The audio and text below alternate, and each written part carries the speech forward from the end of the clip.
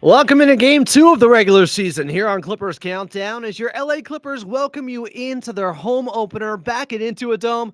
And there's no place like home. There's no place like Dome after an unfortunate start to the season out on the road in Utah Wednesday night where the Clippers were ambushed at Delta Center with a deluge of threes and hot shooting from a young Jazz team that would get up by as many as 37 points on the Clippers and eventually win 129-108. Here was Coach Lou post-game on where the game was lost. We talked about before the game, the defensive mindset, start the game. You give up 43 points in the first quarter. It's hard to dig out of that hole, and so 43 in the first quarter, 35 in the second quarter. Defensively, our mindset wasn't right. Offensively, same thing. Having 8 turnovers in the first quarter, not playing with space, not understanding what we're looking for, and then we're not organized, So I take responsibility for that. But like I said, defensively, we weren't ready to play, and then offensively as well. Well, they have 81 games left to get ready to play on both ends of the court, and it's time for a take 2, a redo. Tonight, back in the Clippers' safe haven, where in their last 37 games at Intuit Dome, they went 30-7. And I wouldn't mind Kawhi putting up that stat line tonight after he had just 10 points and 4 boards in Utah. Take 2 from number 2 is also coming, hopefully tonight. Will the real Clippers please stand up against a familiar foe and a team that swept them in the regular season just last year in the Phoenix Suns? Tip-off from Intuit Dome between your LA Clippers and the new-look Suns is coming up next. But first, we're going to have Lauren Rosen on your pregame show. Carlo Jimenez will be here in just moments as well. I'm Adam Osland. It's the Clippers home opener from Intuit Dome, and you're listening to the Los Angeles Clippers Audio Network.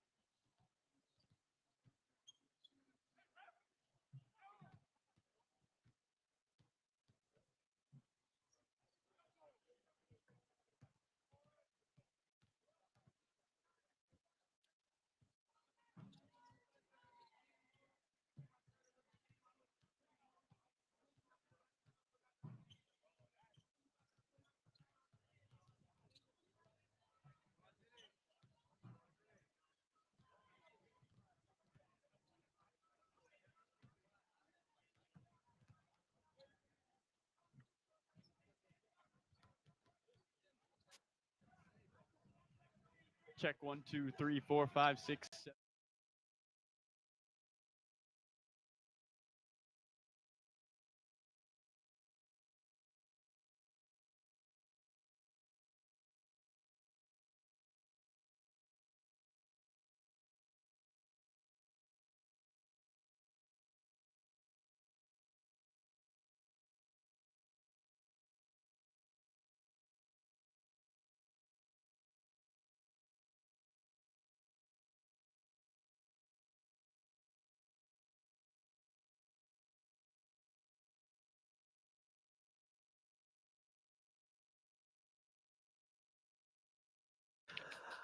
Welcome back home, Clipper Nation, as it is the home opener from Intuit Dome. Clippers taking on the Phoenix Suns, and tip time is just about 55 minutes away. I'm Adam Osland. This is the official pregame show of your LA Clippers. It's Clippers Countdown. Still to come, we'll have Lauren Rosen on the show. You're going to hear from Coach Lou also. But first, let's get over to your radio voice of the Clippers in Carlo Jimenez. Carlo, I see you there next to Joey. We got big brother Jake Warner. How we feeling, my man? Oh, I'm feeling so good, Adam. Actually, I've never felt better. I'm just so excited. Because I'm not there. Okay. Yeah. I probably have so much room. I can really spread my arms out. Big bro was doing yoga up here when I got here earlier because he was, wanting to make sure he had enough room to really stretch. Obviously, he's dealing with a very stressful game right now. So I'm just excited. I'm excited, Adam. We miss your aura, but we know you'll be back. It will emanate all the way from Burbank to Intuit Dome, hopefully, and help out the Clippers, who came out flat in their season opener on the road in Utah on Wednesday night, falling 129 to 108. But really, the score wasn't indicative of how that game was played. The Clippers came out a little bit lifeless out there. We hadn't seen many low-energy games like that, especially on the defensive end, all of last season. And Coach Lou said post-game, they just were not ready to play for whatever reason. Yeah, I think John Collins put it perfectly at the end of the game. He said, look, your approach to a game is important, and the Clippers did not have the right approach. They were flat. They allowed the Utah Jazz to get anything they wanted on the offensive end, and they didn't get back defensively. And Ty Lewis talked about how this team needs to be good on the defensive end if they want to have success. And Adam, the Utah Jazz didn't miss a paint shot in the first half. That's not doing a good job defensively, especially when you had a top 3 defense a season ago. So the Clippers just have to be better on that end. I understand that the Jazz are going to shoot the ball well, but at the end of the day, you have to put a hand up, make somebody miss. And I think you pointed out during the game, get to the free throw line. The Clippers did not do that at all in that opening half, and really not in the second half either. Yeah, showed a lack of aggression. They weren't in attack mode. Obviously, the Utah Jazz were. They got the jump on them.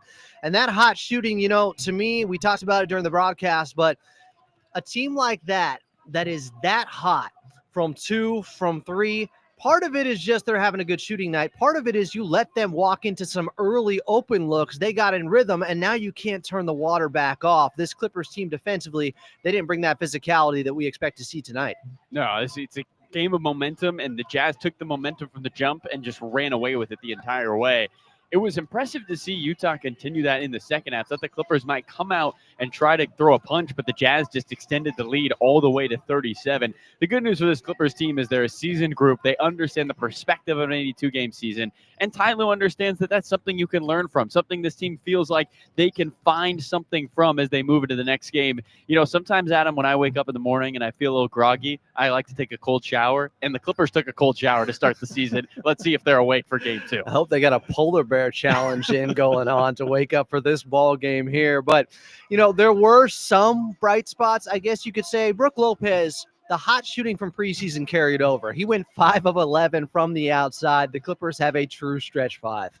Unbelievable. 5 made threes. Adam, the most threes he made in a game last season was 5. Woo. He matched that in game 1. Now, I don't know if he's going to shoot 11 threes every single night, but it was impressive to see him knock down some shots. And the defenses will adjust. And when defenses adjust, I'm looking at somebody like John Collins to fly on a backdoor cut to get into the painted area. Chris Dunn on a short roll. When you can have 5 guys play out towards the three-point line, the Clippers are going to find some success on the offensive end getting into the painted area. And that is so important for this group. As Ty Lue says, it's get to the paint or die trying. A lot of people wonder, why aren't the Clippers a top 5 team when it comes to shooting threes every night? Well, because Ty believes that when you get into the paint, you have more success consistently night in and night out. You're not relying on that three-point shot to carry you. A lot of people know you live and die by the 3. This Clipper team refuses to do that. They have to get into the blue paint here at Intuit Dome if they want to win. Yeah, he's always looking for the right type of 3-pointers. I also felt like a guy who did hit a 3 in that game. Derrick Jones Jr. started slow, but played much better in the second half. And we also saw some of what we saw in the preseason translate into that regular season game from him offensively. Yeah, those runouts, as he was calling it, the go routes, maybe, if we need a nickname for it, Adam. So we'll work on that. Yeah, hot route's good. I like that. Whatever it is, it works. And it's Derrick Jones Jr. who said, I feel like I'm faster than most of the league. And you know what? He's proven us right so far. He's just leaking out, getting in front of the defense, and James Harden is throwing dimes 70 feet down the court into the breadbasket, and he's able to elevate and lay it up. 12 points all in that third quarter. I thought it was impressive. And a little bit of a revenge game for him. He played with the Phoenix Suns early in his career. Clippers have 3 guys in their rotation who used to wear a Suns uniform. So should be a good one tonight, Adam. A lot of revenge on the line. Plus, they lost to him 4 times last season. The Phoenix Suns came back on them at Intuit Dome opening night in the Intuit Dome opener last year. Can the Clippers get a little bit of retribution tonight? Carlo Jimenez is on the call from the Dome. Tip-off just about 50 minutes away. And up next, Carlo's got his one-on-one conversation with the head coach and Tyronn Lue right here on the Los Angeles Clippers Audio Network.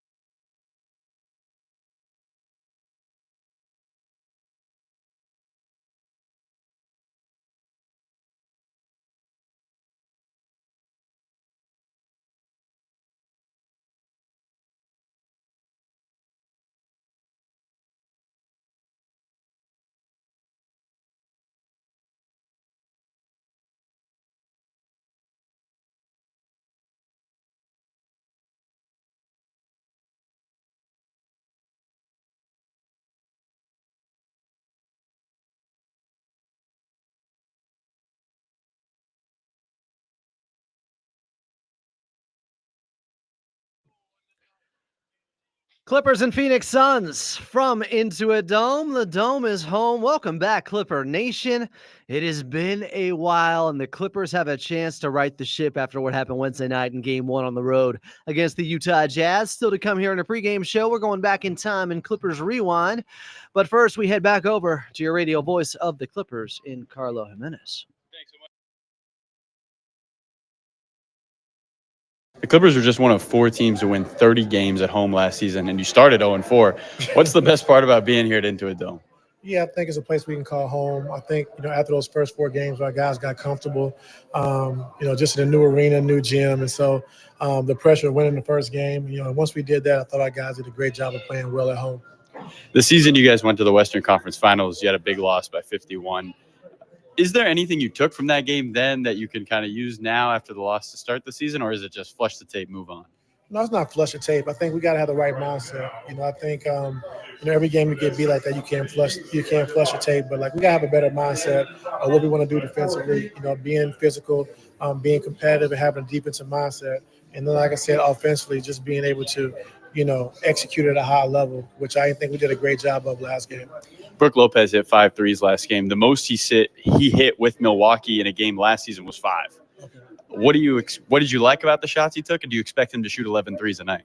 Well, I mean, I expect teams and to change up the defenses against him. So we'll see kind of how it plays into. But like I said, he's shooting the ball well since training camp, and be able to shoot those bombs and make those threes. And like I said, if he's able to shoot the ball like he's been shooting, like it makes it a totally different team. Last one for you, but John Collins said post-game, we got to come out with the right energy. What's going to tell you your team has the right energy to start this game? If we come out with a defensive mindset, like physicality, rebound the basketball in the right spots, I think you can tell, like I said, from the first 2 or 3 possessions, like if we're ready to go or not. Thanks, Ty. Yes, sir. There was Coach Lou pregame with Carlo Jimenez. That defensive intensity, that mindset that we saw all throughout last season has to be there tonight. That's why the Clippers were a top 3 defense last season. Clippers taking on the Phoenix Suns, who they went 0-4 against last year. It's time for a little bit of revenge in Game 1 at Intuit Dome tonight. Clipper Nation, welcome home. The Dome is home. I'm Adam Osland. Coming up here on Clippers Countdown, we're going back in time and Clippers Rewind right here on the Los Angeles Clippers Audio Network.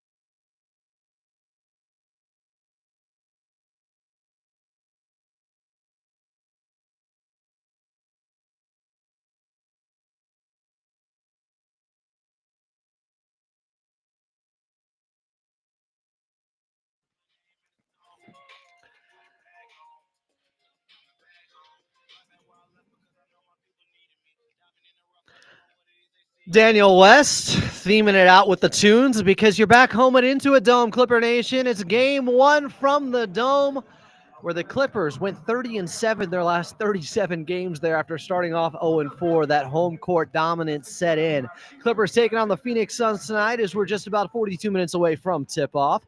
Still to come, you'll hear from Lauren Rosen and Carlo Jimenez will return. But first, we're going back in time in our Clippers Rewind segment to May 1st of 2006. Top of the box office was United 93, along with RV and Silent Hill. Top of the Billboard charts was Bad Day by Daniel Powter.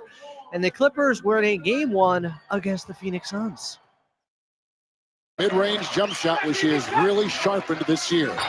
Brand. He's going to work now. Elton Brand into a rhythm. Corey Maggette is in, got the feed, and a beauty it was from Elton Brand. And Maggette is heard from very quickly off the bench. Look at the speed of the Clippers the other way. They've got another gear. And Elton Brand finishes the break well. Elton Brand wants that ball on the block. Over Marion. Diaz, great move on Keenan. Rejected by Brand. And here comes Ross with Cassell, but Phoenix back on defense. Cassell is at 4 in a row. That's called the big number 42 in there right there wearing this red jersey. Got no answers for him. On Brand. He is unbelievable. 15 of 18, Elton Brand. Bell back to Diaz. Rejected by Brand. Another block for Elton. A breakaway with Livingston the other way for the Clippers. See that speed, and that's not a good prescription, even when you've got Elton Brand in the post looking for his 40th point here, which he gets. How about that? And the incredible three-point shooting. That's the recipe for a big win here to go up 1-0. Maggette for 3. And Corey Maggette has 20 points. Brand had 40, but it wasn't enough.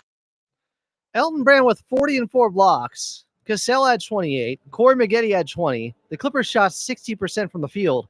But the Suns were showing off the power of the three-point shot with Mike D'Antoni, where they hit 12, which was a big number back then, compared to just 4 for the Clippers, and they would win 130-123, thanks to 31 from Steve Nash. But Elton Brand, a heck of a performer during that 2006 playoff run and during his time with the Clippers.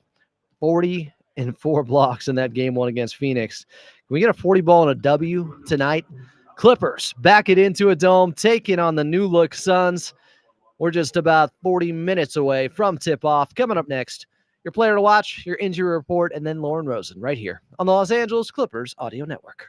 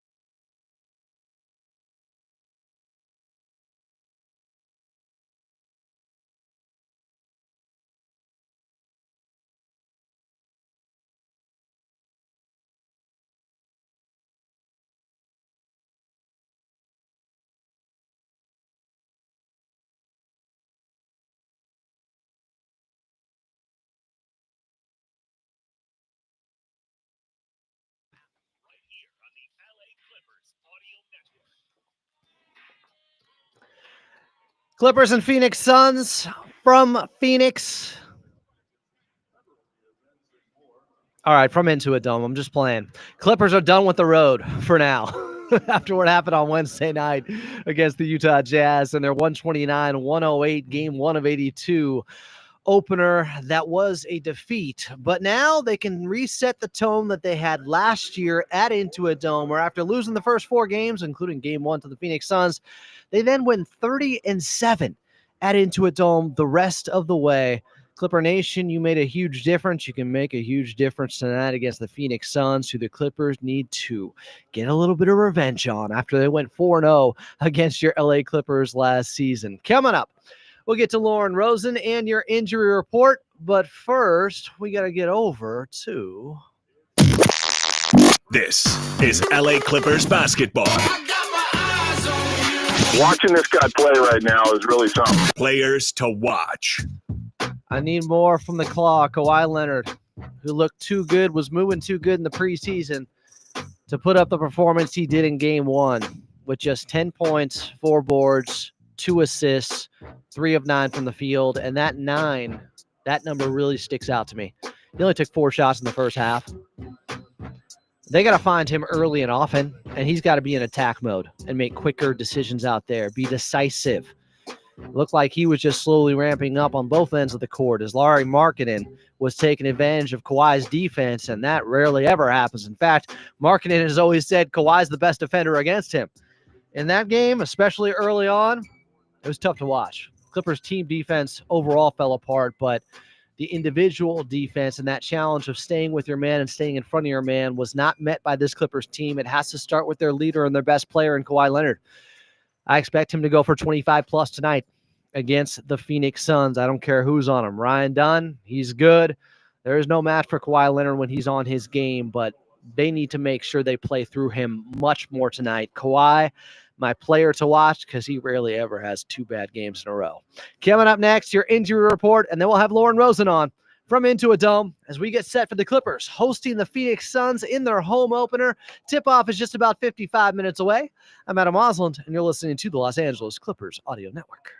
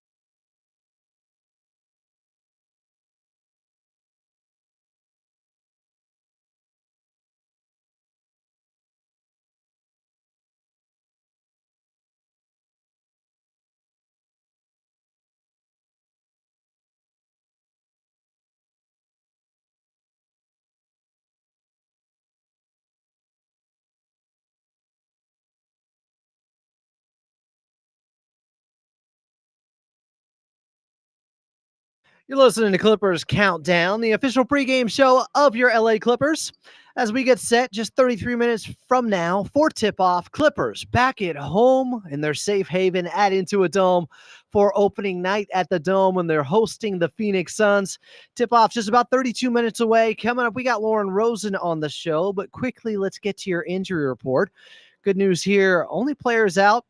Jordan Miller for the Clippers, sore left hamstring. And the Phoenix Suns, they're still missing Jalen Green. Remember the big trade with Kevin Durant? Well, that was the big player they received. He's out with a right hamstring strain here. So hamstrings hampering these teams right now, leaving them a little bit hamstrung. But the Clippers overall healthy, ready to go. They need to get their minds right.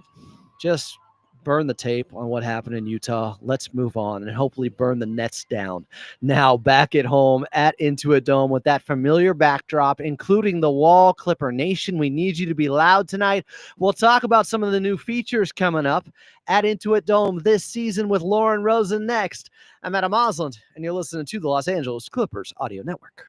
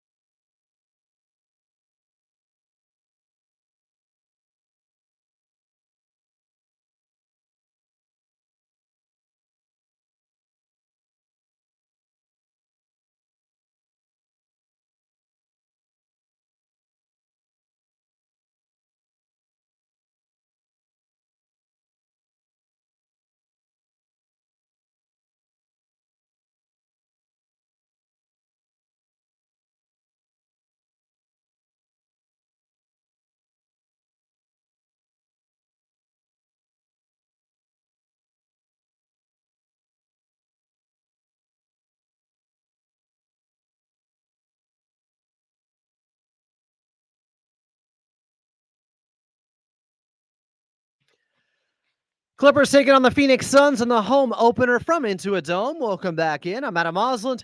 This is Clippers Countdown as we are just about 29 minutes away from tip-off. And you know what? While we have a moment, let's pause 10 seconds for station identification here on the Los Angeles Clippers Audio Network.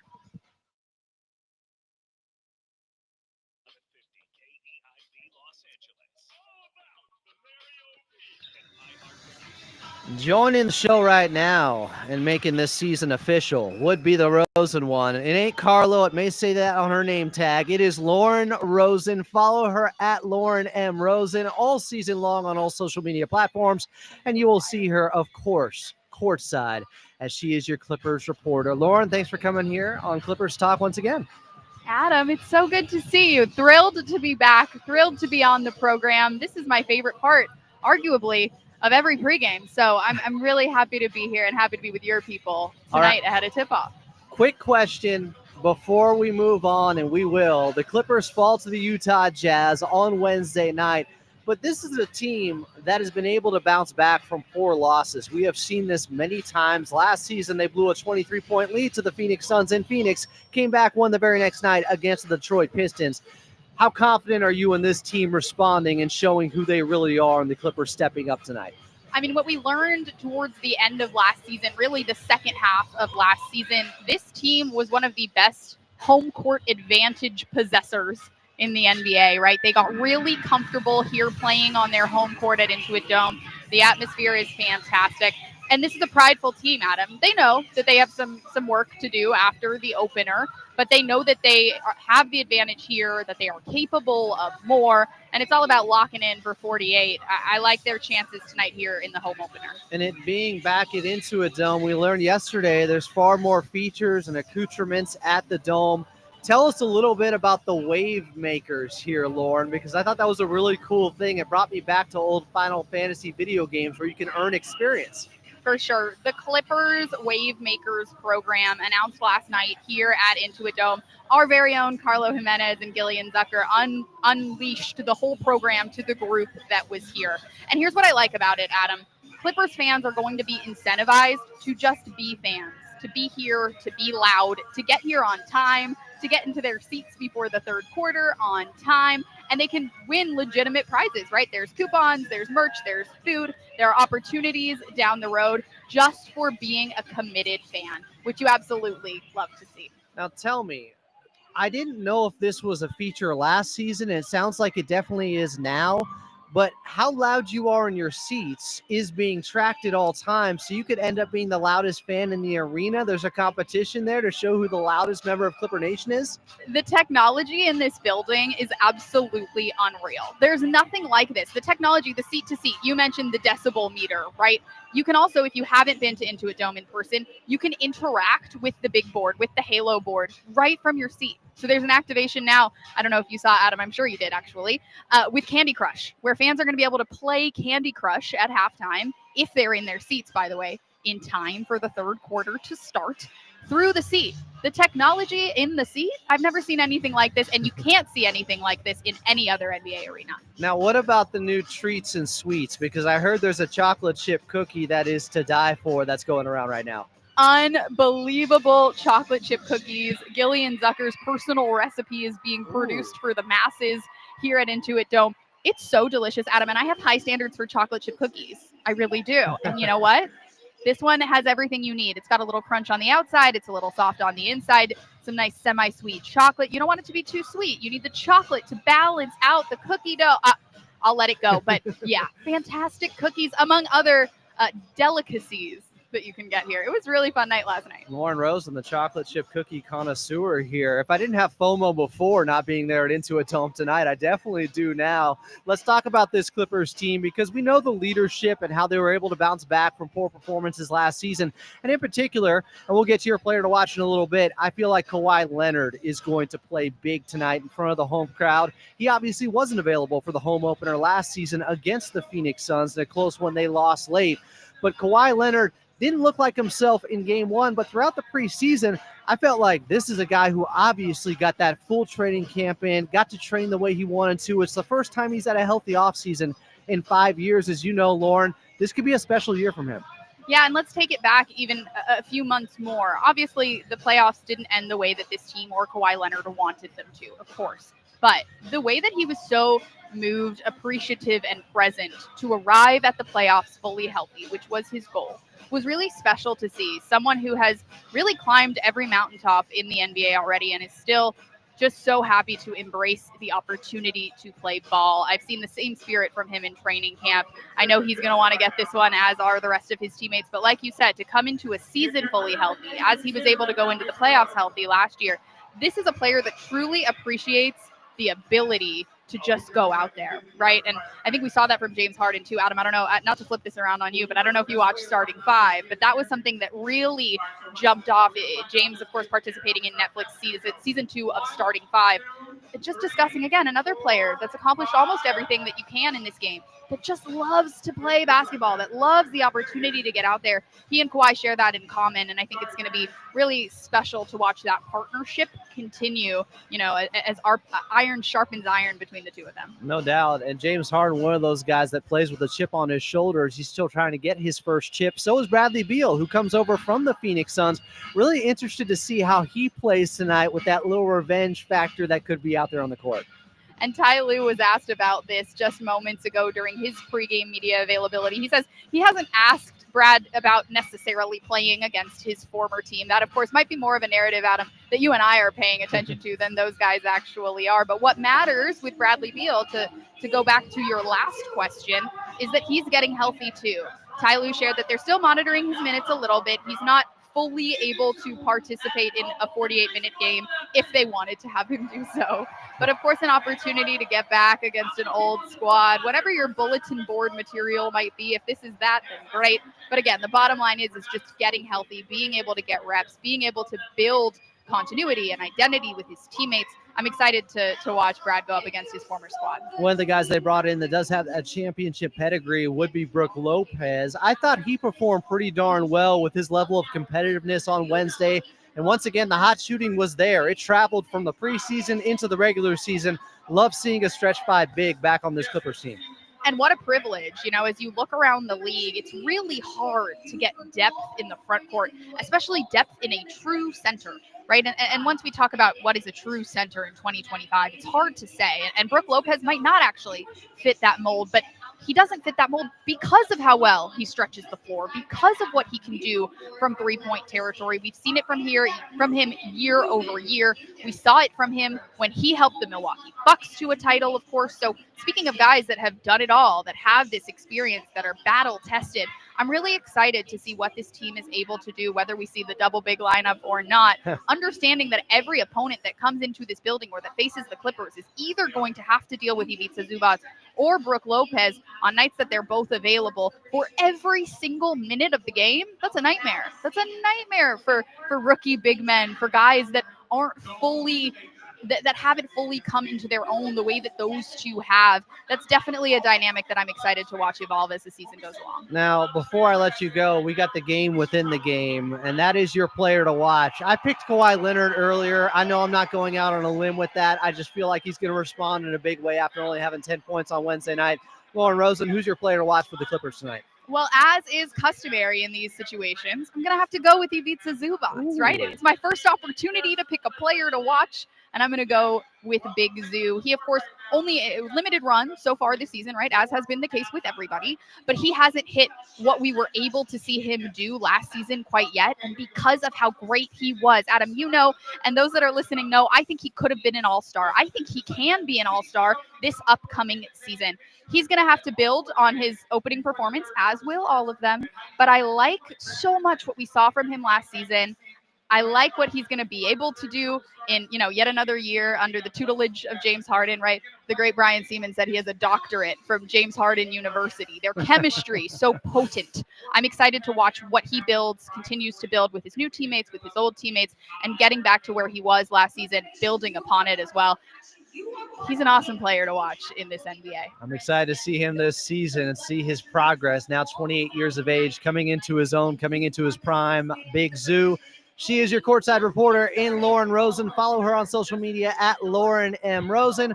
Lauren, thanks for doing this here on Clippers Talk. This is always a treat. Your listeners and your viewers are a core part of Clipper Nation, and I'm so happy to be back with you guys. Let's go. They're going to love that. Okay, coming up next here on Clippers Countdown, as we get set for the Clippers taking on the Phoenix Suns from Intuit Dome in the home opener. And tip-off is just about 22 minutes away.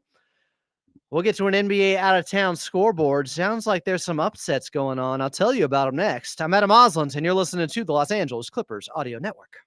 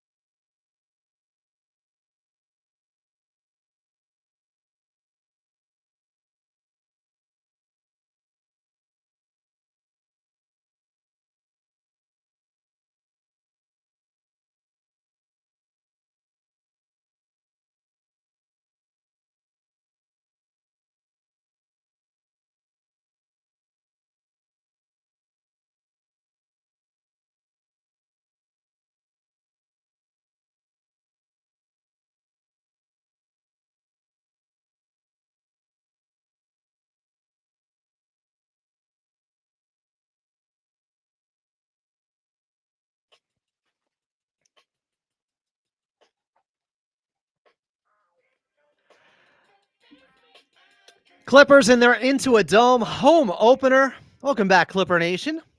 It's good to have you. Clippers taking on the Phoenix Suns, and tip-off is just about 16 minutes away. Welcome back. I'm Adam Osland. This is Clippers Countdown, the official pregame show of your LA Clippers. Still to come here.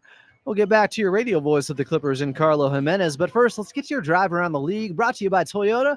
Work hard and play hard in a new Tacoma with an iForce turbocharged engine. It's a truck built for the bold. See your Toyota dealer today. We make it easy. Earlier tonight in New York, it was the Knicks putting the Celtics at 0-2 on this young season as they win 105-95 over Boston at home. Jalen Brunson had 31 points in the victory. Jaylen Brown, who says don't bet on him, had just 23 points in defeat. The Cleveland Cavaliers would go into Brooklyn and get their first win, 131-124. Donovan Mitchell, Spider, had 35 and 3 steals in the victory. Cam Thomas had 33. He is instant offense, but the Nets fall to 0-2 on the year. The Orlando Magic would fall at home to the Atlanta Hawks, who would get on the winning side of things after losing to the Toronto Raptors in Atlanta in their first game. They would win in Orlando, 111-107.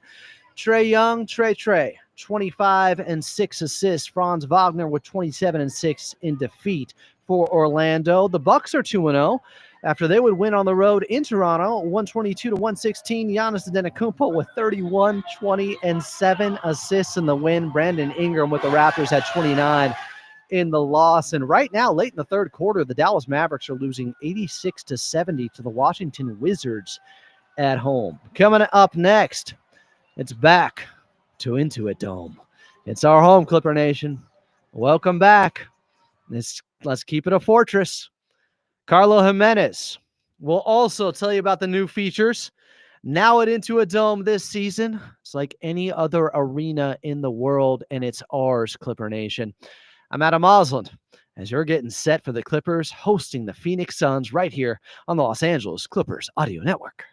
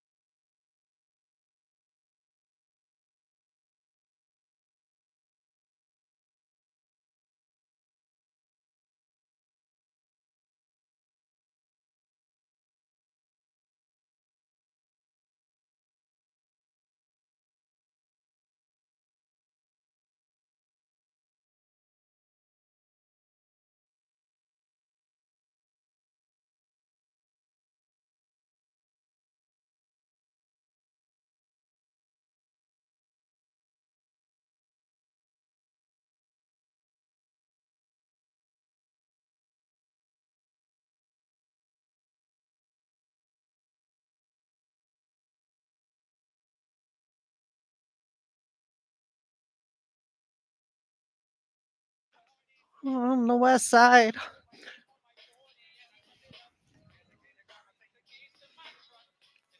Clippers taking on the Phoenix Suns from Intuit Dome. Tip-off is just about 13 minutes away. Welcome back in. I'm Adam Osland. This is the official pregame show of your Los Angeles Clippers. We call it Clippers Countdown here, as we'll get set for, what do I got for you? Oh, some keys to victory.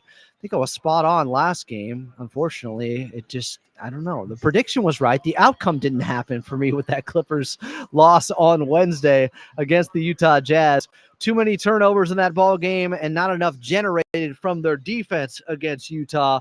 But before we get to the Phoenix Suns, Carlo, we were just talking about it with Lauren Rosen, our courtside reporter here with the Clippers, but you hosted the event last night at Intuit Dome with Gillian Zucker, talking about all the new features. What are some of the highlights that everyone can look forward to now when they come to Intuit Dome?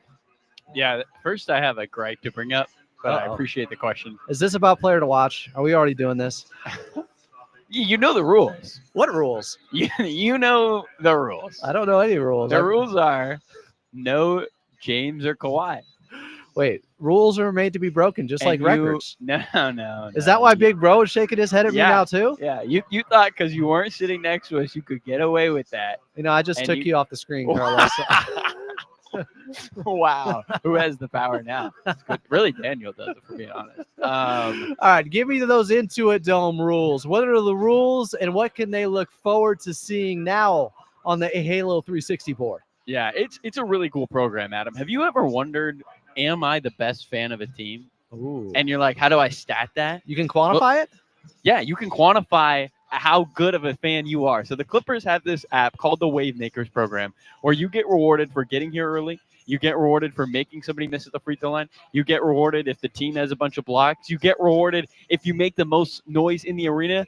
And those rewards include sweepstakes for a signed jersey. They could be something like $5 off your food and beverage. They could be something like $20 for concessions or maybe merch. And so you are rewarded for just showing up and being a good fan. It is true to Steve Ballmer, an incredible program. It's called Wave Makers. And the best news is, Adam, they keep track of all your stats on your app. So I don't have to go in there and be like, oh, I did show up early. Oh, I did make somebody miss. No. It's all on your app, on the Intuit app, powered by AT&T. So the cool part about that is I just show up to the arena, and when I leave, I can see how much XP I gained thanks to all the yelling and screaming I did. A really neat thing for fans, and it just speaks to who Steve is as a governor of a team. I mean, somebody who's literally rewarding people for being a good fan. This is like, sometimes you get rewarded for spending money and you get some points back. This isn't like that. This is show up and yell. Just do what you always do. Yeah, exactly. I love the XP side of it because gaining that experience brings me back to strategy RPG games like Final Fantasy, and I'm thinking of Cloud Strife and Limit Breakers and all these things. What a cool program. Wave Makers, Clipper Nation. This is a part of the experience now here at Intuit Dome. So is this Clippers team dominating at home like they did after those first 4 games last season, going 30-7. And they made a difference, especially with the wall and with opponents' free throw percentage. Carlo, just talk about how shook they were at the free throw line against the wall. The wall forced over 100 missed free throws last season. That is a staggering number. Opponents shot 73% against the wall, the lowest mark in the NBA, Adam. I mean, truly, it proved that arena design can influence outcomes and create a great fan experience. And the ability for that wall to just set the tone. We've already seen San Antonio mimic it. We're seeing Utah trying to mimic it. It is already a trendsetter around the league. The Clippers really have a one-of-one experience at Intuit Dome. And if you're not listening, you better be here watching because you're missing out. Imitation, the greatest form of flattery. Everyone else trying to follow in the Clippers' footsteps now. So let's talk about the team that could be missing some free throws against the wall tonight in the Phoenix Suns. A revamped roster here. They've gone younger. They've gotten a little bit more athletic. They may not have the high-end potential like they have the last couple of seasons, but they also just won in a basketball game and showed a little bit of grit against the Sacramento Kings opening night in Phoenix, where they were down by as many as 20. Came back thanks to 31 from Devin Booker. What can you say about this makeover with the Phoenix Suns and how they look coming into this season? It is a complete culture refresh in Phoenix. And you mentioned it, Adam. They got younger. They got more athletic. and they're talking about being a great defensive team. Jordan Ott was literally playing defense on some of his players. This is the head coach of the team. He was playing defense on them while they were shooting before the game started. But they are that locked in on the defensive end. They really want to hang their hat on their end. They bring in somebody like Dylan Brooks, Ryan Dunn. Obviously, there was a lot of talk last season about how he could contribute defensively. And then the amount of bigs on this lineup might be more than any other team in the NBA.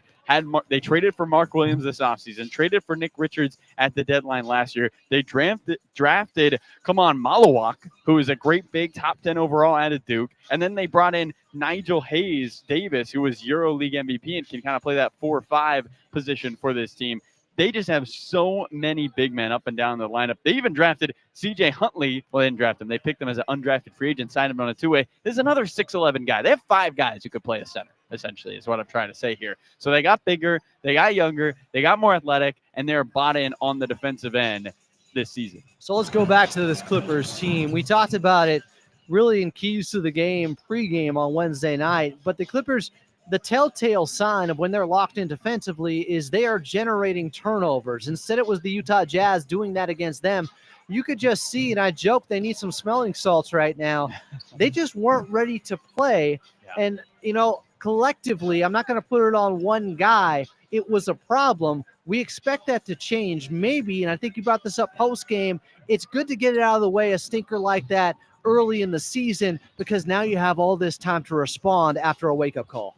No team doesn't have an off night in the NBA. There's just no way. But the Clippers surprisingly had it early in the season.